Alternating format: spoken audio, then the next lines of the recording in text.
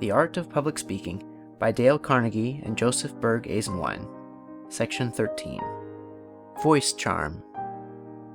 A cheerful temper, joined with innocence, will make beauty attractive, knowledge delightful, and wit good-natured. Joseph Addison, The Tattler. Poe said that the tone of beauty is sadness, but he was evidently thinking from cause to effect, not contrariwise, for sadness is rarely a producer of beauty. That is peculiarly the province of joy. The exquisite beauty of a sunset is not exhilarating, but tends to a sort of melancholy that is not far from delight. The haunting beauty of deep, quiet music holds more than a tinge of sadness. The lovely minor cadences of birdsong at twilight are almost depressing. The reason we are affected to sadness by certain forms of placid beauty is twofold. Movement is stimulating and joy-producing, while quietude leads to reflection, and reflection in turn often brings out the tone of regretful longing for that which is past. Secondly, quiet beauty produces a vague aspiration for the relatively unattainable, yet does not stimulate to the tremendous effort necessary to make the dimly desired state or object ours. We must distinguish for these reasons between the sadness of beauty and the joy of beauty. True joy is a deep inner thing, and takes in much more than the idea of bounding, sanguine spirits, for it includes a certain active contentedness of heart. In this chapter, however, the word will have its optimistic, exuberant connotation. We are thinking now of vivid, bright-eyed, laughing joy. Musical, joyous tones constitute voice charm, a subtle magnetism that is delightfully contagious. Now, it might seem to the desultory reader that to take the lancet and cut into this alluring voice quality would be to dissect a butterfly wing and so destroy its charm. Yet, how can we induce an effect if we are not certain as to the cause? Nasal resonance produces the bell tones of the voice. The tone passages of the nose must be kept entirely free for the bright tones of the voice.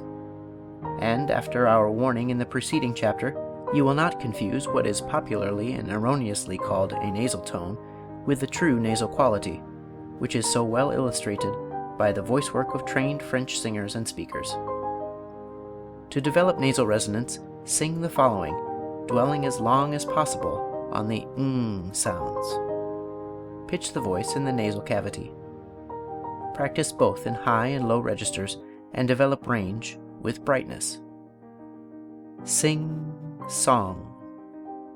Ding, dong. Hong, kong. Long, thong. Practice in the falsetto voice develops a bright quality in the normal speaking voice. Try the following, and any other selections you choose, in a falsetto voice. A man's falsetto voice is extremely high and womanish, so men should not practice in falsetto after the exercise becomes tiresome. She perfectly scorned the best of his clan, and declared the ninth of any man a perfectly vulgar fraction. The actress Mary Anderson asked the poet Longfellow what she could do to improve her voice. He replied, "Read aloud daily, joyous lyric poetry." The joyous tones are the bright tones. Develop them by exercise. Practice your voice exercises in an attitude of joy. Under the influence of pleasure, the body expands, the tone passages open, the action of heart and lungs is accelerated, and all the primary conditions for good tone are established. More songs float out from the broken windows of the Negro cabins in the South than from the palatial homes on Fifth Avenue. Henry Ward Beecher said the happiest days of his life were not when he had become an international character, but when he was an unknown minister out in Lawrenceville, Ohio, sweeping his own church and working as a carpenter to help pay the grocer. Happiness is largely an attitude of mind, of viewing life from the right angle. The optimistic attitude can be cultivated, and it will express itself in voice charm. A telephone company recently placarded this motto in their booths: The voice with the smile wins. It does. Try it. Reading joyous prose or lyric poetry will help put smile and joy of soul into your voice. The following selections are excellent for practice. Remember that when you first practice these classics, you are to give sole attention to two things: a joyous attitude of heart and body, and bright tones of the voice. After these ends have been attained to your satisfaction, carefully review the principles of public speaking laid down in the preceding chapters and put them into practice as you read these passages again and again. It would be better to commit each selection to memory. Selections for practice. From Milton's L'Allegro. Haste thee, nymph, and bring with thee jest, and youthful jollity, quips and cranks and wanton wiles, nods and becks and wreathed smiles, such as hang on Hebe's cheek, and love to live in dimple sleek. Sport that wrinkled care derides, and laughter holding both his sides. Come and trip it as ye go on the light fantastic toe, and in thy right hand lead with thee the mountain nymph, sweet Liberty. And if I give thee honour due, Mirth, admit me of thy crew, to live with her and live with thee in unreproved pleasures free. To hear the lark begin his flight, and singing, startle the dull night from his watchtower in the skies, till the dappled dawn doth rise, then to come in spite of sorrow, and at my window bid good morrow through the sweetbriar, or the vine, or the twisted eglantine, while the cock with lively din scatters the rear of darkness thin, and to the stack or the barn door stoutly struts his dames before. Oft listening how the hounds and horn cheerly rouse the slumbering morn, from the side of some hoar hill, through the high wood echoing shrill, sometime walking not unseen by hedgerow elms on hillocks green, right against the eastern gate, where the great sun begins his state. Robed in flames and amber light, the clouds in thousand liveries dight, while the ploughman near at hand whistles o'er the furrowed land, and the milkmaid singing blithe, and the mower whets his scythe, and every shepherd tells his tale under the hawthorn in the dale. The Sea. The sea, the open sea, the blue, the fresh, the fever-free, without a mark, without a bound, it runneth the earth's wide regions round. It plays with the clouds, it mocks the skies, or like a cradled creature lies. I'm on the sea. I'm on the sea. I am where I would ever be, with the blue above and the blue below, and silence wheresoe'er I go. If a storm should come and awake the deep, what matter? I shall ride and sleep. I love, oh how I love to ride on the fierce, foaming, bursting tide, where every mad wave drowns the moon, and whistles aloft its tempest tune, and tells how goeth the world below, and why the southwest wind doth blow. I never was on the dull tame shore, but I loved the great sea more and more, and backward flew to her billowy breast, like a bird that seeketh her mother's nest.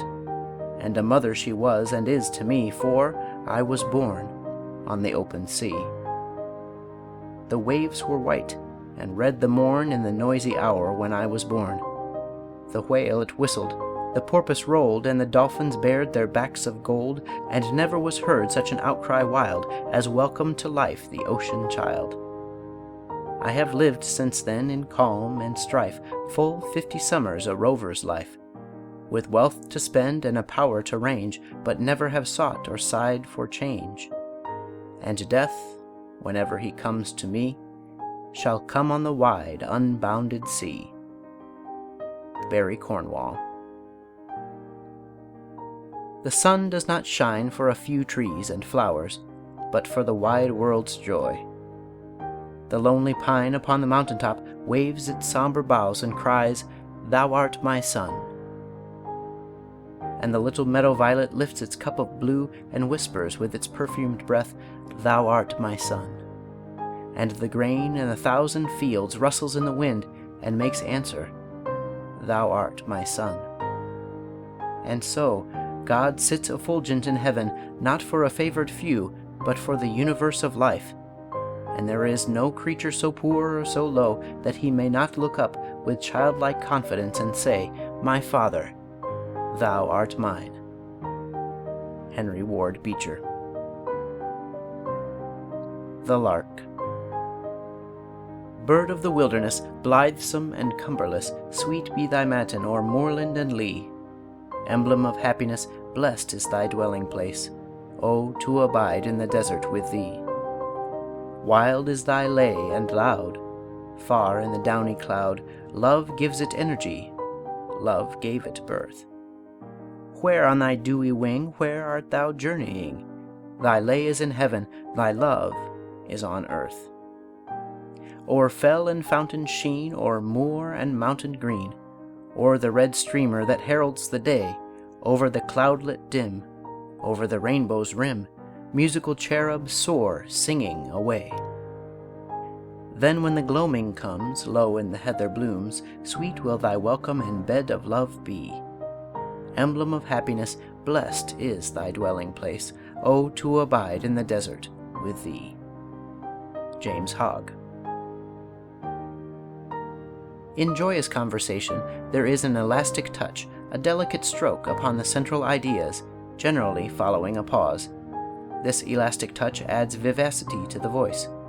If you try repeatedly, it can be sensed by feeling the tongue strike the teeth. The entire absence of elastic touch in the voice can be observed in the thick tongue of the intoxicated man. Try to talk with the tongue lying still in the bottom of the mouth, and you will obtain largely the same effect. Vivacity of utterance is gained by using the tongue to strike off the emphatic idea with a decisive, elastic touch. Deliver the following with decisive strokes on the emphatic ideas. Deliver it in a vivacious manner, noting the elastic touch action of the tongue. A flexible, responsive tongue is absolutely essential to good voice work. From Napoleon's address to the Directory on his return from Egypt. What have you done with that brilliant France which I left you? I left you at peace, and I find you at war. I left you victorious, and I find you defeated.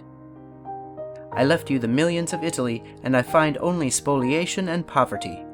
What have you done with 100,000 Frenchmen, my companions in glory? They are dead. This state of affairs cannot last long. In less than 3 years, it would plunge us into despotism. Practice the following selection for the development of elastic touch. Say it in a joyous spirit, using the exercise to develop voice charm in all the ways suggested in this chapter. The Brook. I come from haunts of coot and hern, I make a sudden sally, and sparkle out among the fern, to bicker down a valley. By 30 hills I hurry down, or slip between the ridges, by 20 thorps, a little town, and 100 bridges, till last by Philip's farm I flow to join the brimming river. For men may come, and men may go, but I go on forever. I chatter over stony ways in little sharps and trebles, I bubble into eddying bays, I babble on the pebbles. With many a curve my banks I fret, by many a field and fallow, and many a fairy foreland set with willow weed and mallow. I chatter, chatter as I flow to join the brimming river, for men may come, and men may go, but I go on forever. I wind about, and in and out, with here a blossom sailing, and here and there a lusty trout, and here and there a grayling, and here and there a foamy flake upon me as I travel, with many a silvery water break above the golden gravel, and draw them all along and flow to join the brimming river, for men may come and men may go, but I go on forever. I steal by lawns and grassy plots, I slide by hazel covers, I move the sweet forget-me-nots that grow for happy lovers. I slip, I slide, I gloom, I glance among my skimming swallows. I make the netted sunbeam dance against my sandy shallows. I murmur under moon and stars in brambly wildernesses. I linger by my shingly bars. I loiter round my cresses. and out again I curve and flow to join the brimming river, for men may come, and men may go, but I go on forever. Alfred Tennyson.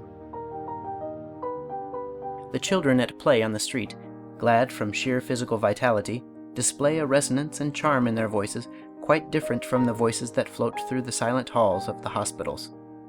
A skilled physician can tell much about his patient's condition from the mere sound of the voice. Failing health, or even physical weariness, tells through the voice. It is always well to rest and be entirely refreshed before attempting to deliver a public address. As to health, neither scope nor space permits us to discuss here the laws of hygiene. There are many excellent books on this subject. In the reign of Roman Emperor Tiberius, one senator wrote to another, "To the wise, a word is sufficient." The apparel oft proclaims the man. The voice always does. It is one of the greatest revealers of character. The superficial woman, the brutish man, the reprobate, the person of culture often discloses inner nature in the voice, for even the cleverest dissembler cannot entirely prevent its tones and qualities being affected by the slightest change of thought or emotion. In anger it becomes high, harsh, and unpleasant. In love, low, soft, and melodious. The variations are as limitless as they are fascinating to observe. Visit a theatrical hotel in a large city and listen to the buzzsaw voices of the chorus girls from some burlesque attraction. The explanation is simple. Buzzsaw lives. Emerson said, "When a man lives with God, his voice shall be as sweet as the murmur of the brook or the rustle of the corn." It is impossible to think selfish thoughts and have either an attractive personality, a lovely character, or a charming voice. If you want to possess voice charm, cultivate a deep, sincere sympathy for mankind. Love will shine out through your eyes and proclaim itself in your tones. One secret of the sweetness of the canary's song may be his freedom from tainted thoughts. Your character beautifies or mars your voice. As a man thinketh in his heart, so is his voice. Questions and exercises. 1. Define A. Charm. B. Joy. C. Beauty. 2. Make a list of all the words related to joy. 3. Write a 3-minute eulogy of the joyful man. 4.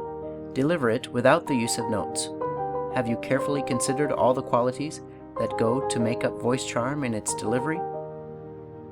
5. Tell briefly, in your own words, what means may be employed to develop a charming voice. 6. Discuss the effect of voice on character. 7. Discuss the effect of character on voice. 8. Analyze the voice charm of any speaker or singer you choose. 9. Analyze the defects of any given voice. 10. Make a short, humorous speech imitating certain voice defects, pointing out reasons. 11.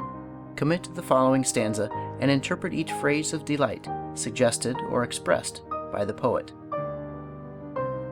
An infant when it gazes on a light. A child the moment when it drains the breast. A devotee when soars the host in sight. An Arab with a stranger for a guest. A sailor when the prize has struck in fight. A miser filling his most hoarded chest.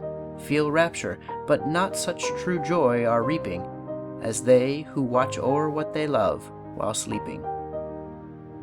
Byron, Don Juan. End of section 13. Recording by Matthew Reese.